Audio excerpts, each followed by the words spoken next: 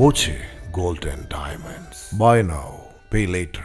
Nila IPT road നവീകരണവും താറുമാറായ അഴുക്കുചാൽ സംവിധാനവും അപകടമരങ്ങൾ മുറിച്ചുമാറ്റുന്നതുമൊക്കെ പ്രധാന ചർച്ചാ വിഷയമാക്കി പട്ടാമ്പി താലൂക്ക് വികസന സമിതി യോഗം. പുതിയ സർക്കാർ വന്നതിനു ശേഷമുള്ള ആദ്യ യോഗത്തിൽ ജനപ്രതിനിധികളുടെയും ഉദ്യോഗസ്ഥരുടെയും നിറസാന്നിധ്യമുണ്ടായി. മുഹമ്മദ് മുഹസിൻ MLA അധ്യക്ഷതയിൽ താലൂക്ക് കോൺഫറൻസ് ഹാളിൽ ചേർന്ന യോഗത്തിൽ ഭൂരിഭാഗം തദ്ദേശ സ്ഥാനാർത്ഥികളും വകുപ്പ് ഉദ്യോഗസ്ഥരും പങ്കെടുത്തു. പട്ടാമ്പിയിൽ അഴുക്കുചാൽ തടഞ്ഞ് വെള്ളക്കെട്ടുണ്ടാകുന്നതും പട്ടാമ്പി TB റോഡ് നവീകരണവും പ്രധാന ചർച്ചയായി. റോഡ് പണി പൂർത്തിയായാൽ പൊളിക്കാൻ വാട്ടർ അതോറിറ്റിക്കാർ എത്തുന്നത് ശീലമായെന്നും മുഹമ്മദ് മുഹസിൻ MLA യോഗത്തിൽ വിമർശിച്ചു. അടുത്ത ആഴ്ച അവർക്ക് റോഡ് പണി തുടങ്ങാം എന്ന് സ്പെസിഫിക് ആയിട്ട് പറഞ്ഞ അവർക്ക് പണി തുടങ്ങാം. റോഡ് പണി സ്റ്റാർട്ട് ചെയ്യുന്നതിനുള്ള ഉദ്ദേശം അല്ല, റോഡ് പണി ഇപ്പോ മഴ സീസണിൽ റോഡ് പണി നടക്കുമോ? റോഡ് പണി ചെയ്യാം, ബാക്കിയുള്ള വർക്കുകളൊക്കെ ചെയ്യാം. എന്തായാലും കൂടിയാണ് റോഡ്. പിന്നെ മഴയൊക്കെ ഒന്ന് നിന്ന് കഴിഞ്ഞാൽ BMC നോക്കാം. നമുക്ക് എന്തായാലും പൈപ്പ് സപ്ലൈ പുതിയ പൈപ്പ് അല്ലെങ്കിൽ ഒരു മാസം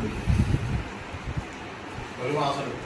അപ്പൊ ഒരു കാര്യം ചെയ്യും, ഇത് ഇനിയും പിന്നെ പറഞ്ഞിട്ട് കാര്യമില്ല. അതാണ് സ്പെസിഫിക്കലി അവസാനം പറയാൻ പോകുന്നത്. ഇത് എന്തായാലും റോഡ് പണി കഴിഞ്ഞ് പൂർത്തീകരിച്ച് റോഡ് ഇങ്ങനെ കാണുമ്പോൾ വാട്ടർ അതോറിറ്റി അതൊക്കെ പൊളിക്കും. ഇത് ഒരു ശീലമാണ്. അതാവുമ്പോൾ എളുപ്പമാണ് അവർക്ക് പൊളിക്കാൻ.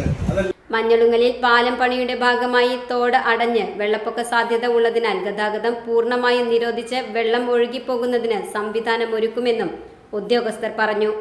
അതിഥി തൊഴിലാളികളെ കിട്ടാനില്ലാത്തത് റോഡ് നിർമ്മാണം വൈകാൻ കാരണമായി ഉദ്യോഗസ്ഥർ വ്യക്തമാക്കി.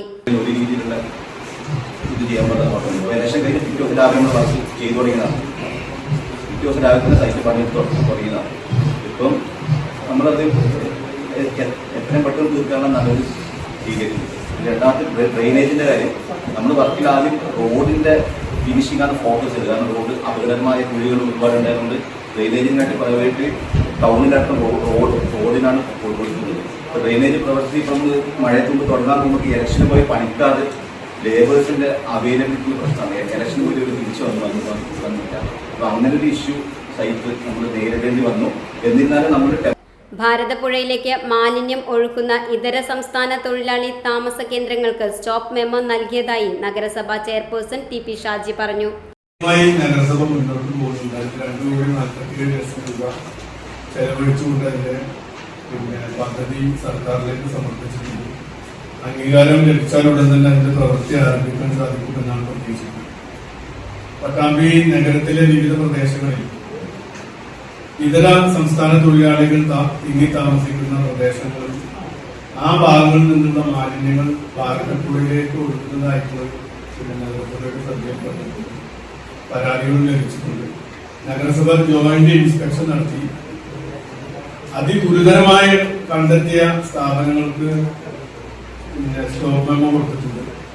മാത്രമല്ല, റിപ്പയർ ചെയ്യേണ്ട ചില കാര്യങ്ങൾ കണ്ടെത്തിയത് ഒരു 7 ദിവസത്തെ നോട്ടീസ് കഴിഞ്ഞ 2-ാം തീയതി പരിശോധന നടത്തി നോട്ടീസ് നൽകിയിട്ടുണ്ട്. അത് എല്ലാ രാഷ്ട്രീയ പാർട്ടികളുടെയും പരിപൂർണമായ പിന്തുണയോടുകൂടി വളരെ ശക്തമായ ലഹരി ഉപയോഗം വർദ്ധിക്കുന്ന സാഹചര്യത്തിൽ വിദ്യാലയങ്ങൾക്ക് മുന്നിൽ സുരക്ഷ ഉറപ്പാക്കണമെന്ന് ബ്ലോക്ക് പഞ്ചായത്ത് പ്രസിഡന്റ് രാംദാസ് പറഞ്ഞു. എവിടെങ്കിലും ഒരു ഗ്രാമപ്രദേശങ്ങളിൽ ഇങ്ങനെ ഒരു പ്രശ്നം ഉണ്ടായിട്ടുണ്ടെങ്കിൽ വില്ലേജ് ഓഫീസർ ഉൾപ്പെടെയുള്ളവരെ വിളിച്ചു വരുത്തി കൃത്യമായിട്ട് ആ സമയത്ത് ഇടപെടാനും സാധാരണക്കാരന് ആശ്വാസം ഉണ്ടാവുന്ന തരത്തിലുള്ള ഒരു പ്രവർത്തനം നമ്മുടെ ഭാഗത്തുനിന്ന് വേണം.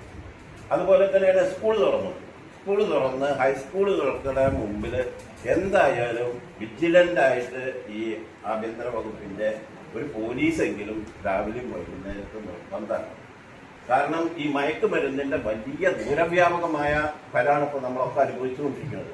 അത് എത്രത്തോളാണ് അത് താഴത്തേക്ക് വേര് ഇറങ്ങിയിരിക്കുന്നത് എന്ന് നമുക്കൊന്നും കണ്ടെത്താൻ കഴിയാത്തൊരവസ്ഥ. അതുകൊണ്ട്